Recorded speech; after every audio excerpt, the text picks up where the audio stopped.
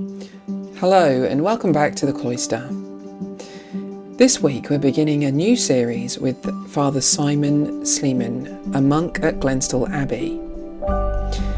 These recordings were taken from some reflections he gave over many weeks during the global COVID-19 pandemic.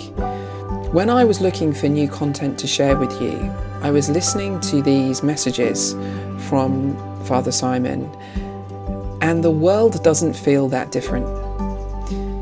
Although COVID-19 is no longer affecting us as it once did, that same level of fear and that same level of uncertainty is still sadly very evident in our world today. So listening to these reflections felt very timely, even though they're not current. So as we begin this series together, which will last for many weeks, I just pray that you will be able to take something from these wonderful messages. In today's episode, Father Simon shares his story of dealing with depression. May these reflections be a blessing to you. I'm Father Simon Sleeman, or Simon for short. I've been a monk for 50 years, living in Glenstal Abbey, a Benedictine monk. I can't believe that next year will be my 50th Jubilee. I don't know how much I've learnt in those 50 years, but I'd like to share some of what I've learnt with you. So here I am in what is termed my monastic cell. It's not very monastic. I showed my mother a picture of it and she didn't think it was all that monastic looking. But it's not very big. I have a work area and I have my bed and bedroom area. So I thought I'd share a thought with you in these strange and challenging times. Many of us are living in fear. Now, I had a certain amount of preparation for this. In that last year, I spent 3 months in St. John of God's Psychiatric Hospital, a mental hospital in Dublin. Now, I never in my wildest dreams expected to land in John of God's. And if anybody is watching and is in St. Joseph's or knows St. Joseph's ward, give my love to all the wonderful nurses and people there, and I pray for them every day. But I was downed by a very bad bout of depression and anxiety. The simple explanation for this was that I had burnt out, worked too hard, overstretched myself. But I know that I was downed by the depression and the anxiety because for too long I had been rushing around, chasing after myself, never settling, treating myself as if I was someone I didn't want to spend time with. I was always wanting to achieve something. So in my understanding, my soul, and I use that word deliberately, my psyche said enough is enough, and it downed me. It said we're pulling your energy, which is one of the things with depression and anxiety. It pulls your energy and you can't do the rushing anymore. And it's like an enforced period of reflection. And I had to spend time listening to myself, with myself, reconnecting with myself. Now it strikes me that this is happening on a global level. I never thought I'd see it. But the world and most of us have been rushing around, buying and spending and working and consuming and listening to stuff, living the fast life rather than a good life, in touch with ourselves, in touch with nature, in touch with the holy, in touch with each other, that we've gone so far, spun so far out of control, that the cosmos, that God, that the Spirit has stopped us in our tracks. And this is an enforced period of reflection for many of us. Now, I'm in the privileged position of having children or a family to cope with. But I do think it is a time that our neglected soul is crying out for us to renew contact with it. So that's, as I see it, a time for us to slow, to connect with what is important, and that the cosmos has conspired to organize this. And it's extraordinarily clever how it's done it. You know, a virus, scientists argue whether it's actually alive or dead. They don't even know it's a living. It's a tiny thing we can't see. You need a microscope to see it. It's only got like an eggshell and one piece of DNA in it. It's given up eating, drinking, reproducing, doing all the normal things that living things do, and it hijacks a cell, puts its DNA in, and gets the cell to take over all those operations for it. So the cell, be whatever cell it is, does all the work for the virus, reproduces it, feeds it, does whatever it needs. So all our wasting diseases are caused by viruses because the virus takes over the cell. Okay, that's my thought. Now I'd like to give you an exercise that might be helpful in combating or coping with the level of fear and anxiety that we are coping with. You know, we've got a tricky brain. And our brain is always looking out for us, watching for threats, and it wants to keep us safe. And when it feels unsafe, uncertain, it treats it as though it were real, the threat were real, and it goes into overdrive. And it prepares us to face it. So, and our brain, one of the things we need to recognize is that anxiety is actually a helpful thing. If you imagine a rabbit, a bunny rabbit out in the desert or out in the savannah where we evolved, the rabbit who had no anxiety spent their time running round, hopping happily, and was eaten up very quickly because he didn't sense the threat. He didn't feel any way anxious. His brain didn't pick up the threat. The rabbit that had too much anxiety stayed at home all day in his burrow and never came out and starved. But the one who had some anxiety, enough anxiety to detect the threat, was the one who survived. So it's something in us that's useful. The problem is when we are maintaining that state. And the problem that the rabbit doesn't have, that we do, is that we've got a brain that can imagine. And we imagine the worst. And the problems which so the rabbit doesn't have that imagination to think about the lion or the fox that might be around the corner. Whereas we do. We imagine, oh my goodness, what might happen next week and the week after. The rabbit is not worried about that. So, when we're in fear, our body goes into what we know as a stress response. Our shoulders go up, our heads pull down, and we are ready to get to fight or flight, get out of here or take it on. Peter Levine calls it the turtle reflex or the guarding reflex.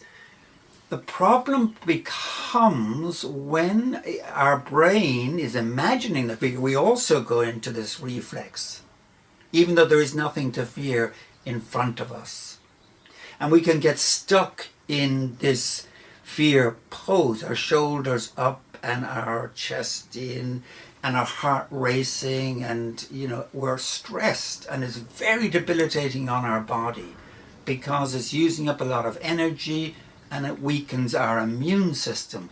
So it's important that we learn how to manage that. Now, without tools, Peter Levine says, trauma rules. So we need to learn to have some tools to bring us out of this guarding turtle reflex. Otherwise we remain braced for action and debilitating ourselves. So here is a simple exercise which I have learned.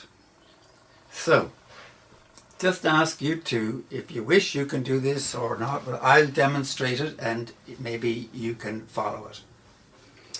So just ask you to sit quietly with your feet on the ground and notice your body. Feel your feet on the floor. You could also do it standing up if you like. And I invite you to slowly feel the tension in your shoulders. And to notice how your shoulders want to move up, or maybe they've moved up. And sense the tension that may be there. I, for instance, feel the tension in my shoulders right now, around here. And if I get more tight, if I get more frightened, my shoulders go even further up. Now, the idea is at this point of the exercise, and we'll do it in a minute, is to follow that movement. So we'll elevate our shoulders slightly and then let them down. Not going up all the way, but just let the tension increase and let the shoulders move up just a small amount, and then we'll come down. So, if we just let our shoulders move up just a little bit, that's it. And breathing in and then letting them down. See how far they can go down. And again, breathe in, move the shoulders up maybe a bit further, and feel the tension. Hold them there for a moment, sense the tension, and then breathing out, letting them fall right the way down. It should be done more slowly than I'm doing it there. We'll do it once more. Again, letting your shoulders rise up, breathing in, hold it there, and letting them down very slowly, moving them back down to where they're totally relaxed. And doing this a couple of times. And you can let the shoulders go a bit higher each time. And then notice what's going on in your body. I can feel, for instance, my shoulders now are gone down, they're more relaxed, and that the problem is that the nerves run from my shoulders to my brain, and when they're up, they're saying there's a threat out there, we're in high alert, and your brain says, okay, we'll stay like this. So we've got to retrain the brain, we've got to retrain our body to relax and to manage ourselves. Okay, I hope that it was helpful as an exercise to try and do a couple of times a day even, breathing and relaxing your shoulders. Okay, the last thing I'd like to recommend today is that there's lots of things we can do. There are lots of things we can do. One of the things I think is very helpful is to go out into nature. Walk in the woods if you're lucky enough to live near some woods, or there are certainly, I'm again very privileged and lucky to live in a beautiful place with lakes and immediate walks available, and I know that that's not available to everybody. But to look at things, to notice things. And I want to just show you one thing today which you might notice and may not have noticed when you are out walking, and it's the hazel. The hazel, spring is here and a lot of the trees are flowering. The hazelnut tree, the one that gives us hazelnuts, has flowers on it. Now you'll easily recognize the male. I'll just get it for you.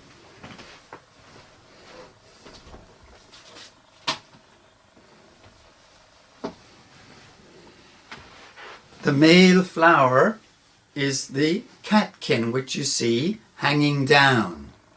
But you'll find it very difficult to find the female. It releases pollen, which is blown by the wind, and it has to find, I'll put some white paper behind it, it has to find the little female, which you may be able to see there in the middle of the page. It's got little red spikes sticking up.